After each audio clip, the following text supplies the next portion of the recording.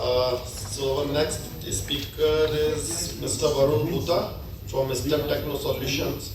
He'll be speaking on key steps for cost-effective and proactive technology.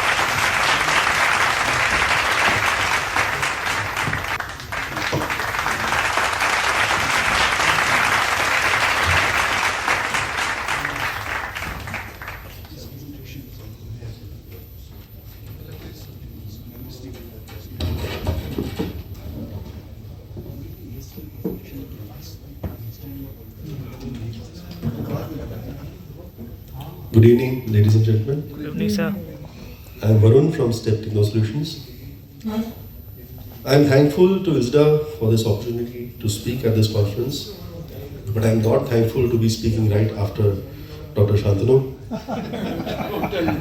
It's going to be a very tough task for me, and it'll be more like, Amir Khan giving performance after Amitabh Bachchan or Rajnikant, as he said. Still, it's Amir Khan. Thank you, sir. You look similar to me. So, as the last presenter of the day, I can see some very tired faces. I also know that a lot of people have to catch their flights. So I'll try to keep my presentation short, only 30-35 minutes. Okay, I'm joking. Only about 5-7 minutes. Actually, a lot of the points which I want to cover have already been covered very well by Dr. Chattopadhyay, Shantanu sir, even Marco for that matter. So this will probably be the shortest presentation, and I think that will make everyone happy. Galvanizing for hot-dip galvanizing plants. I would like to briefly touch on the history of. Sorry, this is the previous slide. Sridharji, sorry. This is not a short break.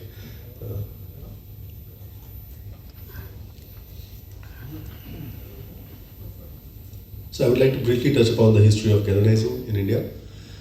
Thanks to Book sir for his article that he shared with me. And as a country, we do have a history ranging back from 1960s with the first plant set up at Tata Iron and Steel Company. And over the years, many more plants have been set up for hot dip galvanizing, continuous galvanizing lines, tube as well as wire. And some of the key companies that are still around today in the field of galvanizing, Tata, JSW, Indian Railways being very big galvanizers today as well. I focused my presentation on 5 key aspects of cost-effective and productive galvanizing, starting from furnace to drying, automation of fume extraction systems, flux heating and flux regeneration. I will only be spending more time on this aspect since flux treatment, flux heating has already been covered by Marco and Dr. Chattopadhyay. But primarily, the most importance for a galvanizing plant, when we talk of hot dip plants, is the efficiency of the furnace in relation to fuel consumption, zinc pickup, uniform coating, production throughput, and kettle life. And as on date today, pulse-fired high-velocity furnaces are considered to be the best available technology. Many global manufacturers from Australia to the UK, Italy, US, America, China, and also India. There are many manufacturers of high-velocity pulse-fired furnaces, wherein the benefits are known to most people here. But primarily, the biggest aspect is the automated control systems.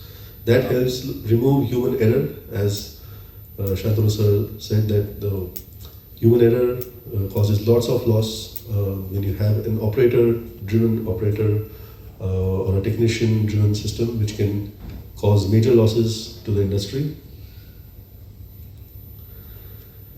Just as an example of a case study that we are currently doing, we are replacing a furnace where a traditional conventional furnace, as it's called, is now being replaced by our high-velocity furnace. Of note is the massive difference in the fuel consumption, to the tune of almost 35 to 40% higher. Also, the aspects of maintenance of the burners is another challenge that conventional furnace systems continuously face. There are many reasons as to why these furnace systems are much more efficient but primarily the PLC operated system itself, the insulation of the material as well as the burners that are being used have much better combustion systems.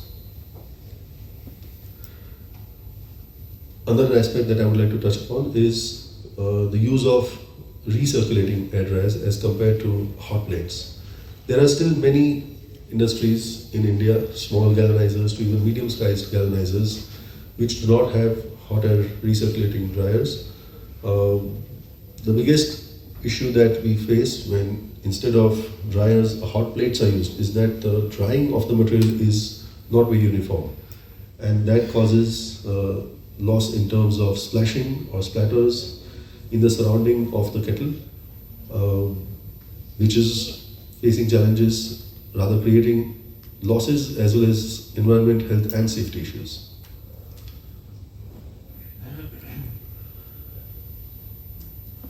With fume extraction systems, the challenge is that as air pollution control devices, when we talk of plants with 3 or 4 or even higher number of pickling tanks, and as well as for the zinc extraction systems, the energy consumption of the blowers primarily could be as high as 15 to 100 HP, even higher in certain cases where today we are talking of plants for monopoles. It is imperative that we look to very simple automation wherein we can automate linking of the crane movement, VFDs, as well as simple logics, and that can bring down the existing operating expenses of fume extraction systems.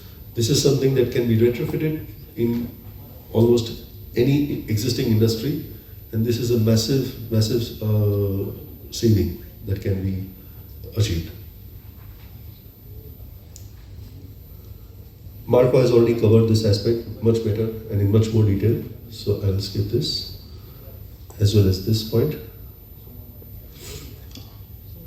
As the last slide of my presentation, I would also like to share the rich history of zinc in India. Many of us are working primarily with relation to zinc in all aspects of our business. But as Indians, the history of zinc in India dates back to the 6th century. And this slide and my entire presentation would be sent to Sridharji and available to anybody who would like to know more.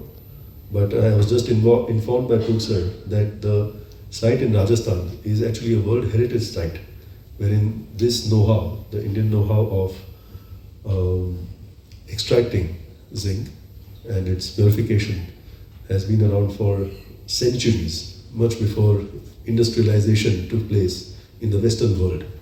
So it is a fact that we all as Indians should be proud of, and looking at the future, something that we can all work towards by focusing on productive and cost-effective galvanizing.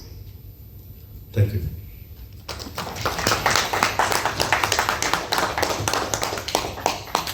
Thank you, Mr. Varun.